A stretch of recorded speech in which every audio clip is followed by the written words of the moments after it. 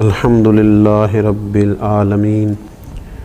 والعاقبۃ للمتقین والصلاة والسلام علی سید الانبیاء والمرسلین اما بعد اعوذ باللہ من الشیطان الرجیم بسم اللہ الرحمن الرحیم واما من خاف مقام ربہ ونہى النفس عن الہویٰ فإن الجنة هی المأویٰ۔ صدق اللہ العظیم۔ ان اللہ وملائکتہ یصلون علی النبی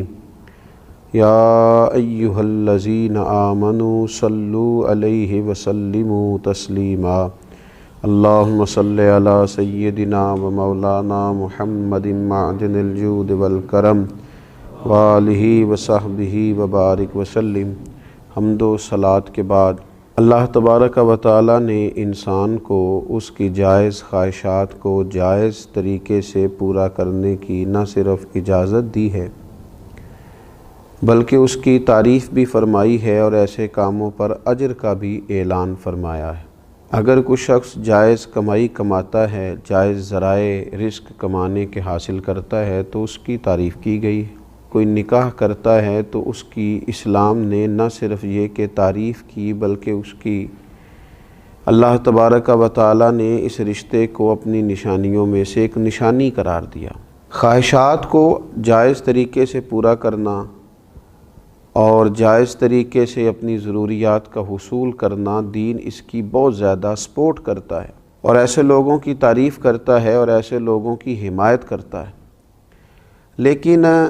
جائز ناجائز کی پرواہ کیے بغیر اپنے نفس کی ہر خواہش کو پورا کرنا یہ اتباع نفس کہلاتا ہے، یہ بندگی نفس کہلاتا ہے، اتباع خواہشات کہلاتا ہے۔ بہت سارے لوگ ایسے ہوتے ہیں کہ وہ اپنی لذات کے حصول کے لیے بغیر کوئی پرواہ کیے، بغیر کسی چیز کو جانچے، بغیر حلال و حرام کی تمیز کیے وہ دوڑے چلے جاتے ہیں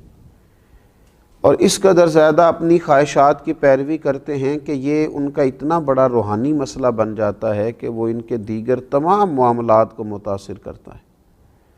جب وہ اپنے نفس کی بیجا خواہشات کی تکمیل کرتے ہیں تو عبادت کی لذت ان سے رخصت ہو جاتی ہے، تلاوت قرآن مجید کا ذوق ان سے چلا جاتا ہے، اللہ تبارک و تعالیٰ کی راہ میں خرچ کر کے جو انہیں قلبی اطمینان حاصل ہونا ہوتا ہے وہ ان سے رخصت ہو جاتا ہے۔ دوسروں پر اثار کر کے جو انہوں نے اپنی روح کو تازگی دینا ہوتی تھی وہ سارا کچھ اپنے اوپر ہی وہ صرف کرتے ہیں۔ تو یہ خواہشات کے پیچھے لگ جانا، ایک خواہش کے بعد دوسری خواہش، دوسری کے بعد تیسری خواہش، کھانے کی خواہش، پینے کی خواہش، اچھے سے اچھا لباس پہننے کی خواہش، یہ خواہشات ہیں جو انسان کو لذات میں مبتلا کر دیتی۔ اور نبی اکرم صلی اللہ تعالیٰ علیہ وآلہ وسلم نے فرمایا اللہ تبارک و تعالیٰ نے دوزخ کو خواہشات سے ڈھانپ دیا اور جنت کو مشکلات سے ڈھانپ دیا۔ جو چیزیں ظاہری طور پر تھوڑی انسان کے لیے مشکل محسوس ہوتی ہیں وہی تو رستہ ہے جو اسے جنت میں لے جائے گا۔ میں کہہ چکا ہوں کہ جائز طریقے سے اپنی خواہش کو پورا کرنا یہ برا نہیں ہے، یہ مذموم نہیں ہے، اس کی مذمت نہیں کی گئی، لیکن جائز ناجائز کی پرواہ کیے بغیر اور ہر وقت کوئی نہ کوئی نئی سے نئی خواہش پیدا کرنا، ہمارے صوفیاء کرام فرماتے ہیں نفس ایک بچے کی طرح ہے، اگر تم اس کی ایک خواہش پوری کرو گے تو یہ دوسری کا مطالبہ کرے گا، دوسری پوری کرو گے تو تیسری کا مطالبہ کرے گا، یہاں تک کہ اس کی عادت بگڑ جائے گی، اس کا مزاج بگڑ جائے گا، یہ ایک ضدی بچے کی طرح ہو جائے گا، یہ تم سے روز ایک نئی چیز کا مطالبہ کرے گا۔ لہٰذا اپنے نفس کی خواہشات کو اس بات کا پابند کیا جائے کہ یہ چیز تیرے لیے جائز ہے اور یہ تیرے لیے ناجائز ہے، اور جائز چیزوں کو بھی استعمال کرنے کی حد بیان کی گئی۔ کھانا آپ کو کھانا ہے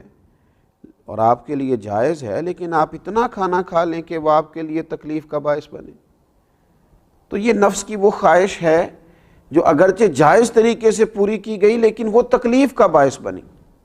آپ کو سونا ہے، آرام کرنا ہے، لیکن آپ اس طرح سوئیں کہ آپ کی نماز کا وقت ہی اس میں سے گزر جائے، تو اتباع نفس کر لینا اور خواہشات نفس ہی کے پیچھے بھاگنا، اور بعض لوگ اس قدر زیادہ عادی ہو گئے، اتنے عادی ہو گئے، صبح کیا کھانا ہے، شام کیا کھانا ہے، کس ہوٹل میں جانا ہے، کیا پہننا ہے، نیا سے نیا ڈیزائن کیا ہے، اتنا بڑا روحانی مسئلہ بن گیا کہ اپنے آپ کو سوارتے سجارتے، آرائش نمائش، اتنی دور نکل گئے، حلال اور حرام کی تمیز چھوڑ دی۔ اللہ کریم نے قرآن مجید میں ایک مقام پہ فرمایا کچھ لوگ تو ایسے ہیں جنہوں نے اپنے نفس کی خواہش کو خدا بنا لیا،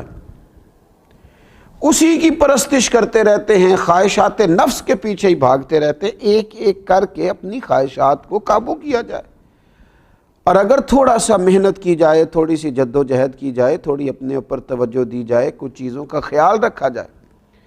کون سی چیز میرے لیے درست ہے، کون سی میرے لیے درست نہیں ہے، کون سی میرے لیے جائز ہے، کون سی ناجائز ہے، اور جو جائز ہے اس کی کس قدر مقدار میرے لیے بہتر ہے اور کس قدر مقدار آگے مجھے لے جائے گی، اگر تھوڑا ان باتوں کا خیال کر لیا جائے تو پھر قرآن مجید نے فرمایا وَأَمَّا مَنْ خَافَ مَقَامَ رَبِّهِ وَنَهَى النَّفْسَ عَنِ الْهَوَىٰ، فرمایا وہ جو اپنے رب کے حضور کھڑے ہونے سے ڈرا اور جس نے اپنے نفس کو خواہش سے روکا، ذرا تھوڑا سا نا اس نے تقوی اختیار کیا، ذرا تھوڑا رکا، ذرا اس خواہش کو پورا کرتے ہوئے اپنے رب کا خوف اپنے دل میں پیدا کیا، اس نے سوچا کہ یہ خواہش جو پیدا ہو رہی ہے یہ ہو رہی ہے، لذت کا باعث بنے گی تو بنے گی، پر مجھے دیکھنا یہ ہے کہ میرے مالک کا حکم کیا ہے، میرا رب یہاں کیا فرماتا ہے، میرے لیے ارشاد کیا ہے، حد بندی کیا ہے۔ جو رب کے سامنے کھڑے ہونے سے ڈرا اور اپنے نفس کی خواہش سے رکا، فَإِنَّ الْجَنَّةَ هِيَ الْمَأْوَىٰ، فرمایا بے شک پھر اس کا ٹھکانہ جنت ہے۔ اگر وہ کامیاب ہو جاتا ہے اپنے آپ کو نفس کی خواہش سے روکنے سے اور تھوڑا سا احتیاط کرنے سے، تھوڑا احتیاط برتنے سے اگر وہ کامیاب ہو جاتا ہے، حضرت بایزید بسطامی رحمۃ اللہ علیہ فرمایا کرتے تھے دو ہی قدم ہیں اللہ تعالیٰ کی بارگاہ کی طرف جانے کے لیے،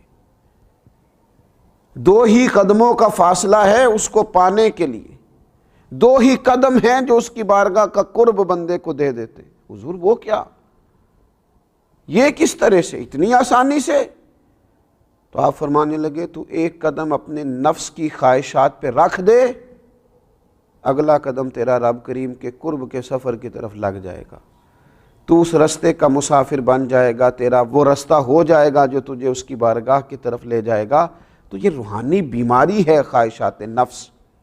آج میں نے یہ کھانا ہے، آج مجھے یہ پینا ہے، آج مجھے فلاں سے ملنا ہے، آج مجھے فلاں جگہ جانا ہے، آج فلاں رنگ کے مجھے کپڑے چاہیے،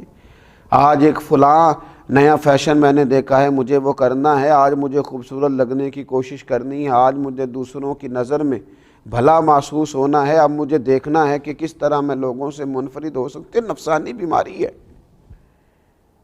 تو کمزور کر دے گی مسلمان کو۔ مسلمان سادہ زندگی، سادہ غذا، سادہ طرز حیات،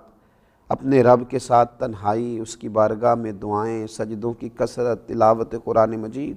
یہ رمضان المبارک بڑی تربیت کرتا ہے اپنے آپ کو خواہشات سے روکنے کی۔ یہ خاص موقع فراہم کرتا ہے کہ جب ہر چیز موجود ہے، کھانے پینے کی باورچی خانہ بھرا ہوا ہے،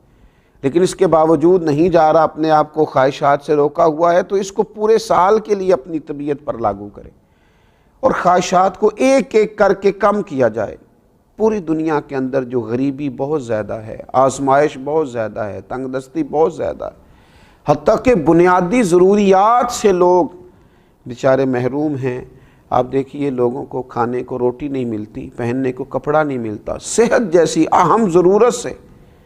جہاں لوگ پریشان ہوں، تو وہاں اگر امیر لوگ، صاحب حیثیت لوگ صرف اپنی خواہشات کم کرنی شروع کریں، صرف آرائش اور نمائش پر جب وہ خرچ کرتے ہیں، ان خواہشات کو تھوڑا سا وہ کم کریں، تو یقیناً اس سے یہ فائدہ ہوگا کہ وہ جو غرباء ہیں ان کی داد رسی کا، اشک شوئی کا، امداد کا ایک بڑا موقع ہاتھ آئے گا۔ میرے نبی اکرم صلی اللہ تعالیٰ علیہ وسلم نے فرمایا 3 چیزیں ہلاکت میں ڈال دینے والی، تباہی کر دیں گی، بربادی لائیں گی۔ 3 چیزیں ہلاکت میں ڈالنے والی ہیں۔ ایک تو حضور نے فرمایا ہرس اور طمع میں گم ہو جانا، ہر وقت مال دولت کی ہرس لالچ پوری طرح گم ہو جانا ہلاک کر دے گا بندے کو۔ اور دوسرا نبی پاک علیہ الصلوۃ والسلام نے فرمایا اپنے آپ پر فخر کرنا، خود ہی اپنی کو شان بنا لینا، اپنے آپ پر ہی ناز کرتے رہنا، اپنا آپ ہی دکھاتے رہنا، یہ تباہی ہے، بربادی ہے، ہلاکت کا سامان ہے۔ اور تیسرا نبی پاک علیہ السلام نے فرمایا نفسانی خواہشات کی پیروی کرنا، ہلاک کر دیں گے یہ تین چیزیں انسان کو۔ انسان غور کرے کہ وہ رب کی بندگی کتنی کرتا ہے اور خواہشات نفس کے پیچھے کتنا بھاگتا ہے۔ اللہ رمضان کی برکتوں کا صدقہ ہمیں اپنے نفس کی خواہشات کو قابو کرنے کی اور اللہ تبارک و تعالیٰ کی بارگاہ کی بندگی کی توفیق عطا فرمائے۔ وما علینا الا البلاغ۔